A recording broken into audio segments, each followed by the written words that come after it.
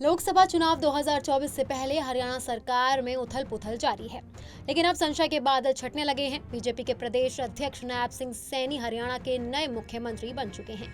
वो आज शाम को 5 बजे हरियाणा के नए मुख्यमंत्री के रूप में शपथ भी लेंगे।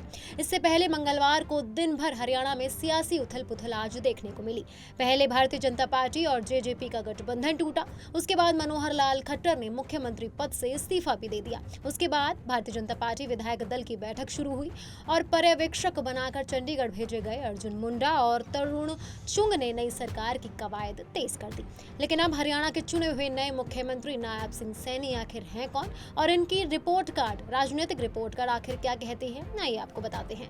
नायब सिंह सैनी ओबीसी यानी कि पिछड़े वर्ग से आते हैं। वो अक्टूबर 2023 में ही हरियाणा के नए प्रदेश अध्यक्ष बनाए गए थे, यानी 5 महीने बाद ही वो मुख्यमंत्री की कुर्सी की रेस तक पहुंच गए हैं।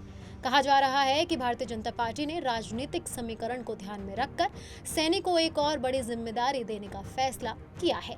सैनी ओबीसी समुदाय से आते हैं और खट्टर के बेहद करीबी माने जाते हैं। नायब सिंह सैनी इस समय कुरुक्षेत्र से सांसद हैं।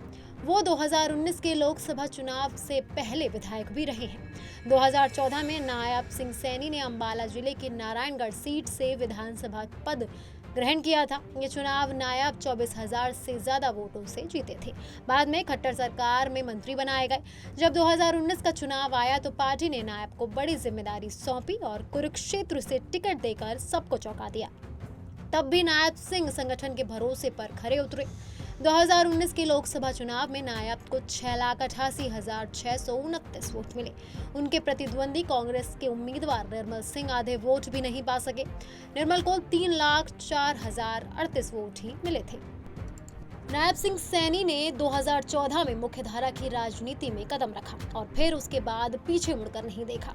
9 साल के दरमियान वो पहले विधायक बने, फिर राज्य सरकार में मंत्री बने और उसके बाद लोकसभा सांसद और अक्टूबर 2023 में हरियाणा के प्रदेश अध्यक्ष भी बनाए गए। और अब 5 महीने बाद ही नायब को सीएम के रूप में सबसे बड़ी जिम्मेदारी मिल गई है। सैनी को मुख्यमंत्री मनोहर लाल खट्टर का भी विश्वास पात्र माना जाता है। संगठन में भी सैनी की पकड़ मानी जाती है। जब सैनी 2019 में सांसद बने तो बीजेपी ने न सिर्फ हरियाणा की सभी 10 लोकसभा सीटों पर जीत हासिल की थी, बल्कि पार्टी उम्मीदवारों ने बड़े अंतर से विपक्ष के प्रत्याशियों को पटखनी दी थी। सैनी को प्रदेश अध्यक्ष के बाद सीएम बनाने के लिए कई मसलों को ध्यान में रखा गया है। विपक्षी पार्टियां कई बार जातिगण आरक्षण का मुद्दा उठाती रही हैं और ओबीसी समुदाय को लेकर बीजेपी की घेराबंदी करने में लगी रहती है। हरियाणा में ओबीसी समुदाय का दबदबा है। खास तौर पर जाटलैंड में बीजेपी अपनी पकड़ को ढीला नहीं होने देना चाहती।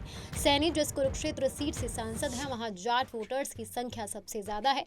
यही वजह है कि पार्टी ने कम समय में ज्यादा पॉपुलैरिटी पाने वाले नायब सिंह सैनी को सबसे बेहतर चेहरा माना। इस बात से भी इनकार नहीं किया जा सकता कि खट्टर की पसंद का भी ख्याल रखा गया है। कुछ ही दिन में देश में आम चुनावों की तारीखों का ऐलान हो जाएगा। इसके बाद हरियाणा में विधानसभा चुनाव होंगे, यानी कुछ ही महीनों में हरियाणा में 2 चुनाव में वोटिंग होनी है। ऐसे में नायब के सामने संगठन और सरकार दोनों में संतुलन बनाने की चुनौती जरूर रहेगी। बाकी ऐसे ही तमाम बड़ी खबरों के लिए देखते रहिए आप पंजाब केसरी.com।